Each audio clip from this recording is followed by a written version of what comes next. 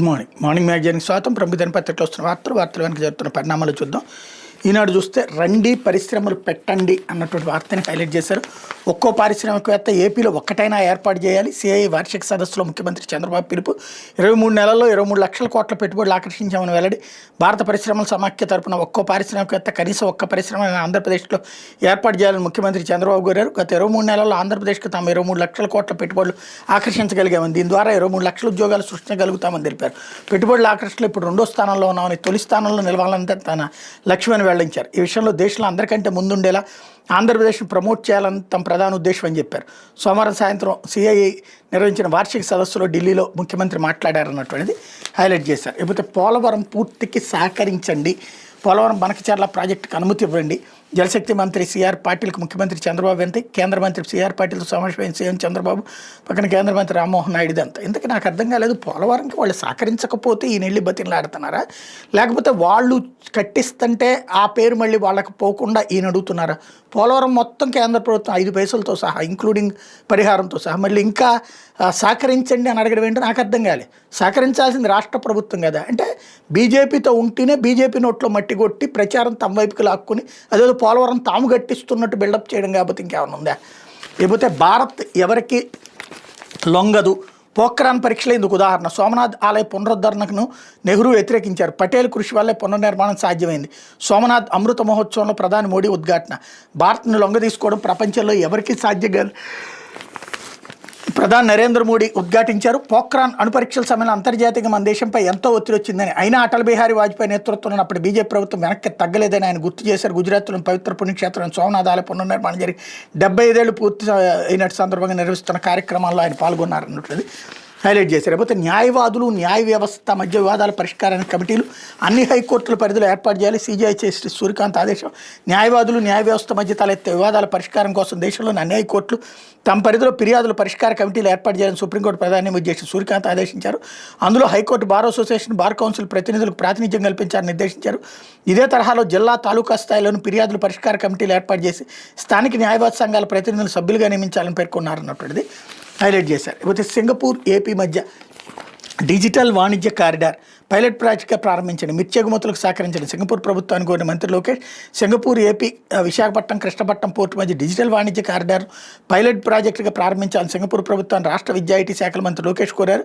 ఆదేశ పర్యటనలో భాగంగా సోమవారం సింగపూర్ కమోడిటీస్ ఇంటెలిజెన్స్ సీఈఓ గ్లోరియాతో సమావేశమయ్యారు. ఈ సందర్భంగా మంత్రి మాట్లాడుతూ సముద్ర వ్యవసాయ ఉత్పత్తులు, ఖనిజాలు, ఫార్మాస్యూటికల్స్ రంగాల్లో వాణిజ్య అనుసంధానం, ఎంఎస్ఎంఈ ఉత్పత్తుల ఎగుమతుల గురించి మాట్లాడారు అన్నటువంటిది హైలైట్ చేశారు. లేకపోతే 3 కేటగిరీల్లో మనబడి భవిష్యత్తు పనులు, మౌలిక సదుపాయాలకు 2726 కోట్ల అవసరం. 570 కోట్లతో ఆదర్శ పాఠశాలలో 9 రకాల సదుపాయాలు. వేసవి సెలవుల్లో ప్రభుత్వ పాఠశాలల్లో మౌలిక సదుపాయాల పనులు పూర్తి చేయాలని పాఠశాల విద్యాశాఖ నిర్ణయించి మనబడి, మన భవిష్యత్తు కింద 3 ప్రధాన కేటగిరీలుగా పనులు విభజించింది. 3ంటిని పూర్తి చేసేందుకు 2726 కోట్లు వ్యయంగానుంటే అధికారులు అంచనా వేశారు. ఆదర్శ ప్రాథమిక పాఠశాలలో 9, మిగతా వాటిలో 5 రకాల సదుపాయాలు కల్పించనున్నారు. ఆదర్శ పాఠశాల విద్యార్థుల సంఖ్య ఎక్కువగా ఉంటేనే అదనపు తరగతి గదులు నిర్మిస్తారు. గత ప్రభుత్వంలో 2వ విడతలో చేపట్టిన పనులు మధ్యలో నిలిచిపోయి ఇక్కడ 5 రకాల సదుపాయాలు కల్పిస్తారు. ఇలా 14,000కు పైగా బడుల్లో పనులు పూర్తి చేసేందుకు 1000 కోట్లు అవసరంగానే ఉన్నాయి. ఈ కేటగిరీలో లేకుండా మిగిలిపోయిన 12,000కు పైగా బడుల్లోనూ పనులు చేపట్టబోతున్నారు. నిధుల లభ్యత, స్థానిక అవసరాలకు అనుగుణంగా సదుపాయాలు కల్పించబోతున్నారు.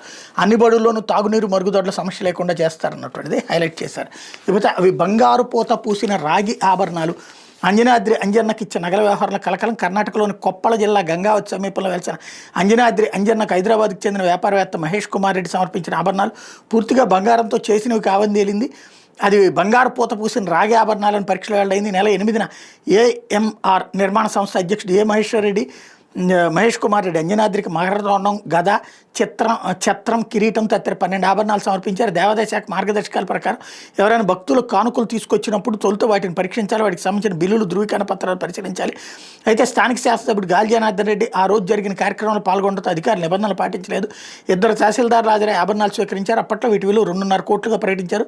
తాజా కొప్పల సహాయక కమిషనర్ మహేష్ మలగిత్తి నేతృత్వంలో స్వర్ణకాలు వాటి పరీక్షించగా పూర్తిగా బంగారంతో చేసినవి కాదని తేలింది. రాగిపై బంగారు పూత పూసినట్టుగా నిర్ధారించారు. ఆభరణాల్లో బంగారు శాతం 250 నుంచి 300 గ్రాములు మాత్రం ఉంటుందన్నారు. దీంతో అధికారులు మహేష్ కుమార్ రెడ్డిని సంప్రదించి బిల్లులు సమర్పించాలని కోరారు.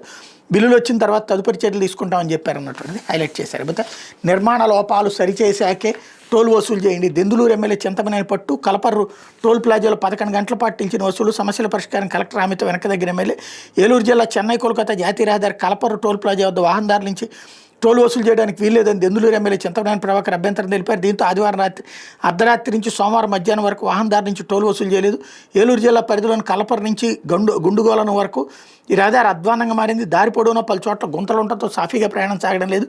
ఈ లోపాల కారణంగా తరచూ ప్రమాదాలు జరుగుతున్నాయని వాటిని సరిచేయాలని దాదాపు ఏడాదిగా అనేక మార్లు కలెక్టర్ ఎన్హెచ్ అధికారులను కలిసి వినతులు ఇచ్చినా పట్టించుకోలేదని ఎమ్మెల్యే ఆగ్రహించారు. ఆదివారం అర్ధరాత్రి 12 గంటల సమయంలో ఆయన టోల్ ప్లాజా వద్దకు చేరుకుని రహదారి నిర్మాణ లోపాలు సరిచేసాకే టోల్ వసూలు చేయాలని స్పష్టం చేశారు. దీంతో టోల్ వసూలు నిలిచిపోయింది. సోమవారం ఉదయం నుంచి కలెక్టర్ వెట్రి సెల్వి పలువురు ప్రజాప్రతినిధులు ఆయనకు ఫోన్ చేసి వెంటనే సమస్యల పరిష్కారానికి చర్యలు తీసుకుంటామని చెప్పారు. విషయాన్ని ఎన్హెచ్ అధికారులు గుత్తేదారుల సమక్షంలో చెప్పాలని కలెక్టర్కి సూచించారు. సాయంత్రం 5 గంటల కలెక్టరేట్లో అత్యవసర సమావేశం ఏర్పాటు చేస్తాను కలెక్టర్ హామీ ఇవ్వడంతో సోమవారం మధ్యాహ్నం తన సిబ్బందిని ఎమ్మెల్యే వెనక్కి రప్పించారు. ఆ తర్వాత నుంచి యథావిధిగా టోల్ వసూలు చేశారన్నటువంటిది హైలైట్ చేశారు. ఎన్హెచ్ అధికారులపై కలెక్టర్ ఆగ్రహం వ్యక్తం చేశారన్నటువంటిది కూడా చాలా మంచి ఆలోచన. ఈ విషయంలో అభినందించాలా ఎమ్మెల్యేని.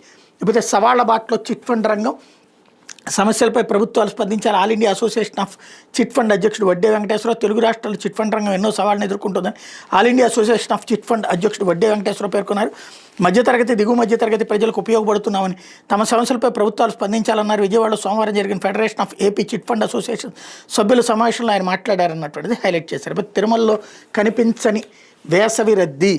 శ్రీవారి దర్శనానికి వస్తున్న భక్తుల రద్దీ వారాంతాలు మినహా మిగిలిన రోజుల్లో తక్కువగా ఉంటుంది. వేసవి సెలవుల నేపథ్యంలో భక్తుల రాక భారీగా ఉంటుందని అంచనా వేసిన తిరుమల తిరుపతి దేవస్థానం ఉన్నతాధికారులు వీఐపీ బ్రేక్ దర్శనాలు రద్దు, రింగ్ రోడ్డు క్యూ లైన్ల నిర్మాణం వంటి ముందస్తు చర్యలు చేపట్టారు. అయితే కొన్ని రోజులుగా క్యూ లైన్లు ఖాళీగా దర్శనం ఇస్తున్నాయి. సోమవారం ఉదయం సర్వదర్శనం క్యూ లైన్కి వచ్చినటువంటి భక్తులకు నేరుగా దర్శనం లభించింది. సాయంత్రానికి 25 కంపార్ట్మెంట్ భక్తులు వేచి ఉన్నారు. సిఫారసు దర్శనాలు రద్దు చేసిన నేపథ్యంలో శ్రీ పద్మావతి విచారణ కేంద్రం ఎంబీసీ కేంద్రంలో గదుల కోసం డిమాండ్ తగ్గింది. కొన్ని గదులు మిగిలిపోతుండదు. దర్శన టికెట్లు కలిగిన భక్తులకు కేటాయించే వెసులుబాటు కల్పించారు అన్నటువంటి వార్తను హైలైట్ చేశారు. చూసారా, బ్రేక్ దర్శనాలు ఈ ఆర్భాటాలు తగ్గితే ప్రజలు చక్కగా దర్శనం చేసుకుంటారు. ఇంకోటి, ఈ నమ్మకాన్ని ఎందుకు కోల్పోతోంది టీటీడీ మేనేజ్మెంట్ అన్నటువంటిది ఒకసారి ఆలోచించుకోవాల్సింది. లేకపోతే 5గురికి ఫ్లోరెన్స్ నైటింగేల్ అవార్డులు రాష్ట్ర ప్రభుత్వం తరపున నేడు అందజేత అన్నటువంటి వార్తని హైలైట్ చేశారు. లేకపోతే సాక్షి వచ్చేటప్పటికి శ్రీవాణి సొమ్ములు పచ్చముఠాల పాలు అంటూ టెండర్ లేకుండానే గ్రామాల్లో ఆలయాల నిర్మాణానికి గ్రీన్ సిగ్నల్, స్థానిక ప్రజాప్రతినిధుల ద్వారా పనులు చేపట్టాలని సీఎం ఆదేశాలు. సాధారణంగా 5 లక్షలు దాటి ప్రతి పని టెండర్ విధానంలోనే కాంట్రాక్ట్ ఇవ్వాలి. సర్పంచుల పదవీకాలం ముగియడంతో ప్రస్తుతం పంచాయతీలో ప్రత్యేక అధికారుల పాలన. ఇదే అదనంగా టెండర్ లేకుండా అటు నిధులు ఇటు భక్తులు ఇచ్చే చందాల డబ్బులు స్వాహాకు రంగం సిద్ధం. మాజీ సీఎం వైఎస్ జగన్ హయాంలో 4111 ఆలయాల పనులకు శ్రీకారం. పారదర్శకంగా టెండర్లు, అర్హులకి నిర్మాణ బాధ్యతలు. అధికారంలో రాగానే 1724 ఆలయాల పనులకు రద్దు చేసిన చంద్రబాబు సర్కార్ అన్నటువంటిది హైలైట్ చేశారు. వైఎస్ జగన్ ప్రభుత్వంలో శ్రీవాణి ట్రస్ట్ నిధులతో ఆలయాల నిర్మాణం 4111 ప్రారంభిస్తే 622 పూర్తయినాయి. 1765 పురోగతిలో ఉన్నాయి. 1724 చంద్రబాబు వచ్చాక రద్దు చేశారన్నటువంటిది హైలైట్ చేశారు. అయితే ఎకానమీకి శుభ సూచకం. బంగారం క్రూడ్ భారం తగ్గుతుంది. దిగుమతుల బిల్లు దిగి రావడం సానుకూలం. దేశం నుంచి డాలర్ల ప్రవాహానికి చెక్. ఫారెన్సీ నిల్వలకు దన్ను. రూపాయి పతనానికి అడ్డుకట్ట. స్వాగతిస్తున్న ఆర్థిక నిపుణులు దేశీ వినిమయంపై ప్రభావం పడుతుందంటున్న విశ్లేషకులు అన్నటువంటిది హైలైట్ చేశారు. అట్లాగే 2025-26 ఆర్థిక సంవత్సరంలో భారత్ ప్రధాన దిగుమతుల తీరిది. మొత్తం దిగుమతుల విలువ $775 బిలియన్, క్రూడ్ ఆయిల్ $134.7 బిలియన్, బంగారం $72 బిలియన్, వంట నూనెలు $19.5 బిలియన్, ఎరువులు $14.5 బిలియన్. ఆ నేపథ్యంలోనే ఇక్కడ దేశానికి సంబంధించిన విదేశీ మార్గద్రవ్యం వెళ్ళిపోతుంది అన్నట్టు హైలైట్ చేశారు. అన్నా డిఎంకేలో చీలిక. నేను గత వారం రోజుల నుంచి చెప్తున్నా, చీలిపోయారు అన్నది ఇవాళకి పత్రికలు రాసుకొచ్చినాయి. తమిళనాడులో అసెంబ్లీ సాక్షిగా అన్నా డిఎంకే పార్టీలో వేదాలు వెలుగు చూసినాయి. తాజా ఎన్నికల్లో పార్టీ ఘోర వైఫల్యం చెందడంతో పార్టీ అగ్రనేత మాజీ ముఖ్యమంత్రి ఎడపడి కె పళనిస్వామి నాయకత్వంలో ముందుకు సాగేది లేదని మెజార్టీ ఎమ్మెల్యేలు తెగేసి చెప్పారు. దీంతో పార్టీలో చీలిక అనివార్యమని స్పష్టమవుతోంది. తిరుగుబాటు ఎమ్మెల్యేలకు పార్టీ సీనియర్ నేతలు ఎస్పీ వేలుమణి, సివి షణ్ముగం సారథ్యం వహిస్తున్నారు. మెజార్టీ ఎమ్మెల్యేలు వీళ్ళిద్దరికీ మద్దతు తెలపడంతో తాజాగా అన్నాడీఎంకే ఎమ్మెల్యేలు 2 వర్గాలుగా చీలిపోయినట్టు తమిళ మీడియాలో వార్తలు గుప్పమన్నాయి. పార్టీ ఘోర పరాభవానికి పళనిస్వామి కారణమని అలాంటి వ్యక్తి అసెంబ్లీలో పార్టీ తరపున శాసనసభాపక్ష నేతగా కొనసాగే అర్హత కోల్పోయారని వేలుమణి, షణ్ముగం వర్గం ఎమ్మెల్యేలు వ్యాఖ్యానించారు. షణ్ముగంను శాసనసభాపక్ష నేతగా ఎన్నుకోవాలని తిరుగుబాటు వర్గం నిర్ణయించింది. అనుకున్నదే తడవుగా ప్రొటెం స్పీకర్ కరుపయ్యని కలిసి వినతి పత్రం అందజేసింది అన్నటువంటిది హైలైట్ చేశారు. లేకపోతే ఆక్వా గొంతు నులి మేత. భారీగా పెరిగిన రొయ్యల ఫీడ్ ధరలు టన్నుకు 8,420 నుంచి 10,530 వరకు పెంపు. మంగళవారం నుంచి అమల్లోకి. అప్సడాతో సంబంధం లేకుండా పెంచేస్తున్న కంపెనీలు ఏడాది ఫిబ్రవరిలోనూ టన్నుకు 4,000 పెరుగుదల. పెంపు వెనక చంద్రబాబు ప్రభుత్వం. మెజార్టీ కంపెనీలు టీడీపీ నేతలకు చెందినవే. టీడీపీ మేత వన్యపులులు రొయ్య రైతులను దోచుకునేందుకు తెగబడ్డాయి, మీకెంత మాకెంత అనే ధోరణిలో ధరల పెంపు ద్వారా వచ్చే ఆదాయాన్ని పంచుకుంటే ఆక్వా గొంతు నిలివేస్తున్నాయి. ఆక్వా రంగ చరిత్రలో ఎన్నడూ లేని విధంగా ఫీడ్ ధరలను టన్నుకు 10,530 వరకు పెంచడంతో ఆక్వా రైతులు గొగ్గోలు పెడుతున్నారు అన్నటువంటిది హైలైట్ చేశారు. జూలై 1 నుంచి జీ గ్రామీణ భారత స్థాయి చరిత్రలో కొత్త అధ్యాయం. గ్రామీణ కుటుంబాలకు ఏడాదిలో 125 రోజులు ఉపాధి, పని లేకుంటే నిరుద్యోగ భృతి, మహాత్మా గాంధీ ఉపాధి హామీ పథకం రద్దు, ఇప్పటికే చేస్తున్న పనులు జాబ్ కార్డు లేదా తదని గెజిట్ విడుదల చేసిన కేంద్ర ప్రభుత్వం అన్నటువంటిది హైలైట్ చేశారు. అయితే బలవర్తక బియ్యం లేనట్టే, రేషన్ బియ్యంలో ఎఫ్ఆర్కేకి మంగళం, ఇక పేదలకు ఇచ్చేది వట్టి బియ్యమే, ఎఫ్ఆర్కే లేకుంటే రేషన్ అక్రమ రవాణా మరింత సులభం. ఏటా 25 లక్షల టన్నుల రేషన్ బియ్యం పంపిణీ, రాష్ట్రంలో 1.47 కోట్ల రైస్ కార్డులు గడ్డు కాలమే. పోషకాహార లోపాన్ని అధిగమించేందుకు గత ప్రభుత్వం విటమిన్లు, ఫోలిక్ యాసిడ్, ఐరన్ కలిపిన బియ్యం పంపిణీ చేసింది. ఇది క్షేత్రస్థాయిలో మంచి ఫలితాన్ని ఇచ్చింది. ముఖ్యంగా మహిళలు, చిన్నారుల రక్తహీనతను తగ్గించడంలో కీలక భూమికి పోషించింది. తలసేమియా, సికిల్ సెల్, రక్తహీనత వంటి హిమోగ్లోబిన్ సంబంధిత వ్యాధులతో బాధపడుతున్న వారితో సహా ప్రజలందరికీ బలవర్ధకమైన బియ్యం సురక్షితమైన శాస్త్రీయ ఆధారాలతో నిరూపితమైంది. ఫోలిక్ యాసిడ్ బాలింత తల్లుల ఆరోగ్య రక్షణకు ఎంతగానో తోడ్పడింది. చిన్నారుల మెదడు, వెన్నుముక్క పెరుగుదలకు తోడ్పడుతున్నట్టు తేలింది.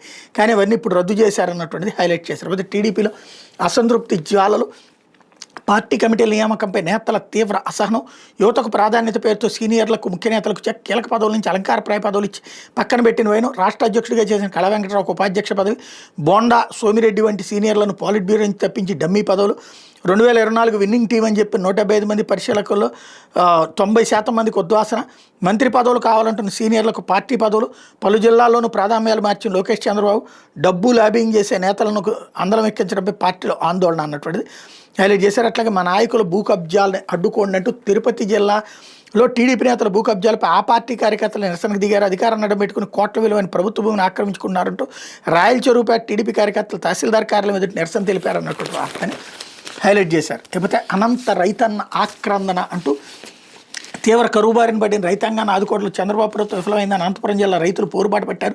వరి, మొక్కజొన్న పంటలకు గిట్టుబాటు ధరలు కల్పించడంతో పాటు చీని పంటకు నీరు అందించాలని డిమాండ్ చేస్తూ వైఎస్ఆర్సీపీ సింగనమల నియోజకవర్గ సమన్వయకర్త మాజీ మంత్రి సాకే శైలజనాథ్ ఆధ్వర్యంలో రైతులు సోమవారం అనంతపురం కలెక్టరేట్ దిగ్బంధించారన్నటువంటిది హైలైట్ చేశారు. అయితే ప్రధాని ప్రయాణించే మార్గంలో జిల్టిన్ 6 రంగంలోకి ఎన్ఐఏ, ఎన్హెచ్ఈ లోహిత్ అనే వ్యక్తి అరెస్ట్.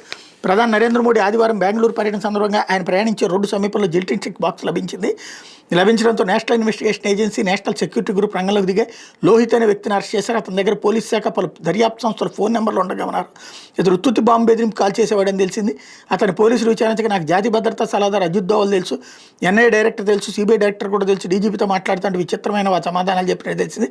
అతను ఏదైనా ఉద్దేశంతో పేలుడు పదార్థాలు తెచ్చాడా లేక సంచలనం సృష్టించడానికి అనేది పోలీసులు ఎన్ఐఏ అధికారులు ఆరాధిస్తున్నారు. 3 కేంద్ర బృందాలు బెంగళూరు దక్షిణ జిల్లా కగ్గలీపుర సమీపంలో జిల్టిన్ 6 పెట్టే లభ్యమైన ఒడెరహಳ್ಳಿ గేట్ రోడ్డును పరిశీలించే పోలీసులు సీజ్ చేసిన జిల్టిన్ 6 బాక్సును పరిశీలించి వివరాలు తీసుకున్నారు.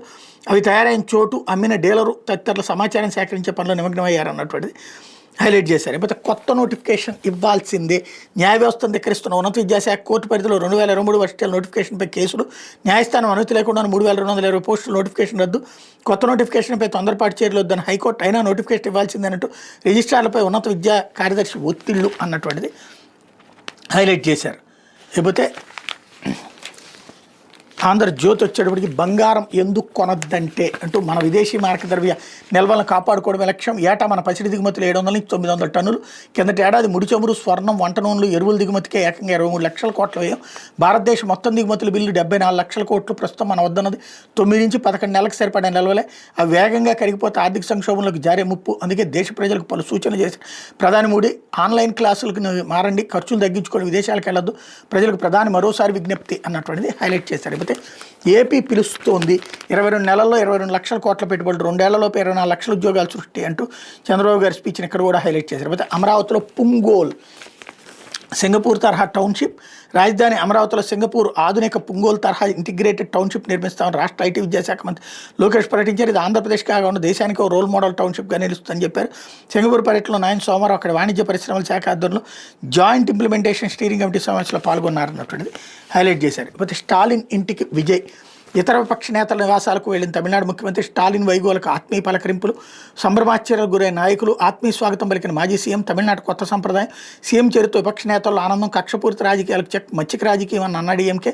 తమిళనాడు ముఖ్యమంత్రి విజయ్ సరికొత్త రాజకీయాలకు శ్రీకారం చుట్టారు. సోమవారం అసెంబ్లీలో ఎమ్మెల్యేగా ప్రమాణ స్వీకారం చేసిన అనంతరం ప్రతిపక్ష నేతల నివాసాలకు వెళ్లారన్నటువంటి వార్తని హైలైట్ చేశారు. అట్లాగే అన్నాడీఎంకేలో సంక్షోభం, ఎల్పీ నేతగా పళనికి 17 మంది మద్దతు, వేలుమణి వైపు 30 మంది ఎమ్మెల్యేలు, టీవీకేతో పొత్తుకి మణివర్గం సిద్ధం అన్నటువంటిది హైలైట్ చేశారు. పోతే బుద్ధులేని రాతల బుర్రలేని యాక్చి, అమరావతిలో ప్లాట్ల కేటాయింపై జగన్ పత్రిక విషయం, జాక్పాట్ అంటూ రైతులను రెచ్చగొట్టే తప్పుడు రాతలు, ఆంధ్రజ్యోతి ఎండీ కుమార్తెకి ప్లాట్లపై తప్పుడు కథనం, బైపాస్ పక్కనే ఎస్ఆర్ఎం ఎదురుగా అంటూ వక్రీకరణ, 300 మీటర్ల ఓ కిలోమీటర్ దూరంలో ఉన్న పక్కనే ఎదురుగానేనట, మేనేజ్ చేయగలిగితే కోర్ క్యాపిటల్లోని ప్లాట్లు పొందొచ్చుగా, ప్లాట్ల కేటాయింపులో పక్కగా వివరించిన సిఆర్డీ, పూర్తి పారదర్శకంగా టెక్నాలజీతో లాటరీ ప్రక్రియ, పక్కనే అంటే అర్థం ఏంటి, మీ పక్కింట్లో ఎవరున్నారంటే ఎక్కడో 6 వీధుల అవతల ఉన్న వారి పేరు చెప్తారా, ఎదురుగా అంటే ఏంటి, మీ ఇంటికి ఎదురుగా ఏముందంటే ఎక్కడో 7 వరుసల అవతల ఉన్న బిల్డింగ్ పేరు చెప్తారా, కనీస పరిజ్ఞానం అవగాహన ఉన్న వాళ్ళు ఎవరు అలా చెప్పరు, కానీ బుర్రలేని యాక్చీ పత్రిక మాత్రం అలా చెప్తోంది.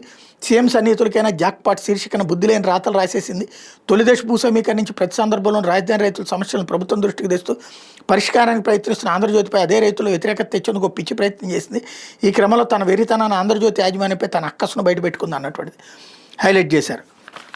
ఇకపోతే నిన్నటి చిట్టడివి నేడు మహామైదానం, శరవేగంగా మహానాడు పనులు, 100 వాహనాల శబ్దాలతో హోరెత్తుతున్న ఇఫ్కో సైజ్, రేపు నెల్లూరులో కమిటీల సమావేశం, అడుగు తీసి అడుగు వేయలే వీళ్ళేని దుర్భర ప్రాంతం, దట్టమైనటువంటి చిట్టడవిని తలపించిన 2000 ఎకరాలకు పైగా విస్తరించిన ఇఫ్కో సైజ్ ప్రాంగణంలో ఇప్పుడు ఆశాంతం మారిపోయింది. టీడీపీ ప్రతిష్టాత్మకంగా చేపట్టే మహానాడు నిర్వహణకు ఇక్కడ భూమి పూజ జరిగిన రోజు నుంచి ఈ ప్రదేశం రూపురేఖలు మారడం మొదలైంది. 100లాది వాహనాలు రెయిన్బాళ్ళు పనిచేయడం మొదలుపెట్టాయి అన్నటువంటిది హైలైట్ చేశారు. ఇది దినపత్రికలో వచ్చినటువంటి వార్తలు వెనకాల జరుగుతున్నటువంటి పరిణామాలు.